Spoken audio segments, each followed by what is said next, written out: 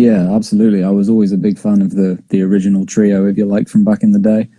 And I'm quite the opposite to you, actually. I've looked into this extensively and I've watched everything there is to watch. And it just looks, when you think about a remaster or a remake, bringing something sort of back from the dead, if you like, this has just worked perfectly. It's the kind of thing you don't even need to play it to know how good it's going to be. You can see it. And I think I said a few weeks back, actually, you can sense Capcom's confidence with it. That's the reason they've opened it to so many outlets. It's the reason they've given people so much of a look at the first part of the game, because it's exactly what everybody wanted. I mean, way before this was even confirmed as being in development, people wanted Resident Evil 2 remade, probably more than they wanted Resident Evil 1 remade, which was another fantastic remake, by the way. But Resident Evil 2, it looks like it's got everything. Like, it does. It looks. I don't even from everything I've watched, and there's a lot out there. It just looks perfect and I'm not saying that's like, you know, a 10 out of 10 game, but for what this game is, and for what they could have actually done with it, I don't know what else I could have asked for. And I know that's perhaps jumping the gun a little bit, because sure, the game might go downhill after a point, but I don't know. This game has sort of an aura of confidence to it. Yeah, the fact they've, I guess you've seen already, you probably read a little bit like me, the fact they've extended the campaigns by almost double, apparently. So you're going to get 2 separate campaigns, and they're both going to be around 10 hours each, which is great, because I think I haven't played the 2 extensively enough. I played it when it first came out, but I didn't complete or anything like that. The game was quite short, wasn't it? You could probably beat it in 4 or 5 hours. So the fact that it's going to maybe take 9-10 hours and there's 2 campaigns is great for, you know, replayability and stuff like that.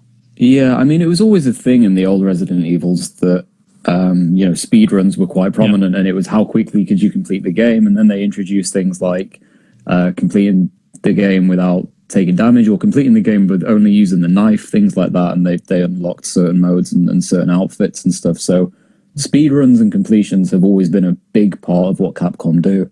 Yeah. And I know they're bringing that to Resident Evil 2 remade as well, remastered, whatever you'd want to call it. There's a way to unlock yourself to play as a giant piece of tofu, which is one of the hardest things to do in the game. Who wouldn't want to do that? Yeah, that's pretty much just sold the game for everyone, I think. Yeah, exactly. It's going to be a hard thing to do, though. It'll be one of the hardest achievements in the game for sure. Yeah. But it's interesting because they've gone away from the old style. You used to be able to have things like, you know, Leon A and Leon B and Claire A and Claire B, different sort of ways of the campaign working. And it was good back in the day, but I quite like the sort of approach they've taken now, where it's just sort of straight down the middle. This is what you get. They're still going to have the replayability factor there with the different unlocks. And if you're a fan of the old series, then yeah, you will want the different costumes and the unlockables to go with it. And I don't know, it's been a while since I've been that excited about a remaster, but I'm excited for it. It looks really, really promising. And I also like the fact that they've said they're remaining true to the original, but not exactly, you know, down the middle. They've changed certain things relating to locations and enemy spawns and puzzles.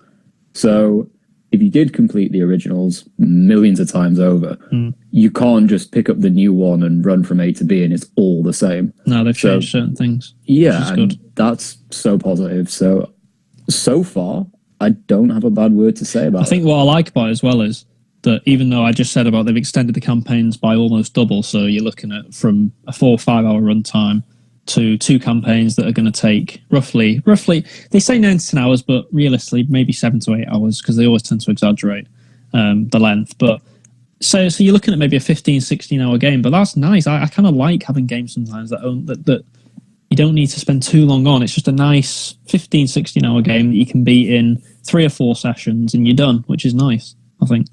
Yeah, and it's always going to be longer first time round on this because, like I said, things have changed since the originals, and you could get stuck on something that takes a minute to 2 minutes. You could get stuck for 2 hours trying to find it. So it doesn't even feel like an artificial extension of the game. It feels real when you're in it, and it's so immersive, and it's what it needs to be. I mean, you can actually, if you watch, I know you said you're avoiding it, but generally speaking, If anyone out there hasn't seen it and you want to feel how it's going to feel when you play it, go and watch the YouTube video, turn the lights down and see it, and you'll think, shit, no, you know what you're in for. I when I say I have watched bits, I've watched like a couple of minutes here, 3 minutes here. I just haven't watched extensive playthroughs because I don't want to spoil it for myself. But yeah, the game genuinely seems genuinely frightening, which is not easy to do when it's a remake of a game from almost 20 years ago. When, if you go back to Resident Evil 2 now, you go and play the original, I don't think many people will be scared because,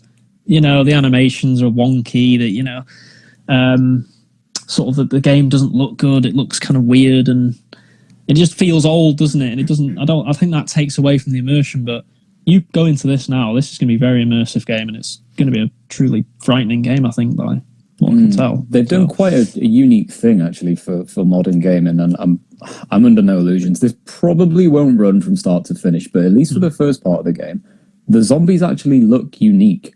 Yeah. You don't have the same generic sort of copy and paste male, female, zombie, police officer, civilian. Well, they're all unique. They're different heights, weights. They're wearing different clothing. It's not just every other third zombie has a red t-shirt on. I think they've said different. Some of them behave differently as well. Like some of them will come at you really quickly. Some will stumble towards you.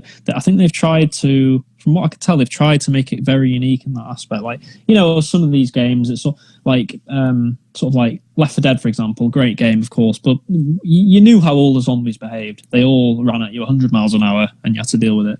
Whereas in this game, it feels like they're going to behave differently. Like some will come at you, stalk you maybe, some will speed run at you, some will be like big brutes that'll be really slow but really powerful. It's really good the way they seem to have done it. I think the player influences that more than the sort of developer, if you like, in the fact that now it's really sort of in depth, and this is what I like, the attention to detail. If you shoot off zombies' arms, they can't bash down doors. No. And that's ridiculous, right? If you shoot sort of a few bullets into the zombies' legs, they start to walk slower, or they sort of buckle on one side and they maybe fall down. It's not just a case of shoot it 3 times in the head because that's the best way to get rid of it. It dies. There's just so much sort of attention to detail across the board with it. I don't see how this game is going to get bad scores. Well, so I completely agree. I think the game's going to easily be a 90. I can't see it getting any less, to be honest, the way it's looking. And the one point I wanted to try and make is with sort of future releases is, does this make you, I know we haven't played the game yet, so we can't get a proper say in this, but does it make you hopeful for a Resident Evil 3 remake? I think it's highly probable. Yeah, I was going to say it's probably a bad kept secret, within the industry. I'm sure it's going to happen. I see no reason. I think so. I see no reason. Isn't 3 many people's favourite as well? Yeah. Well, what it could lead to as well, you're obviously missing the possibility. This revival for Resident Evil could lead to an Operation Raccoon City remake, which I think we'd all love. Which is exactly what everybody wants. That's what the fans want. Everyone's favourite Resident Evil game. Well, I was going to go. The next point was going to go into what remakes we want to like, general remakes. But there you go. There's Matty's pick. Operation Raccoon City remastered. Just to leave it on Resident Evil 3 before we move on. Imagine what they could do with Nemesis in modern. I mean, he was scary as shit back in the day. Let alone what they could do with him now. That would be like Tyrant on drugs, if you like. So I'm so excited to see what they do with it.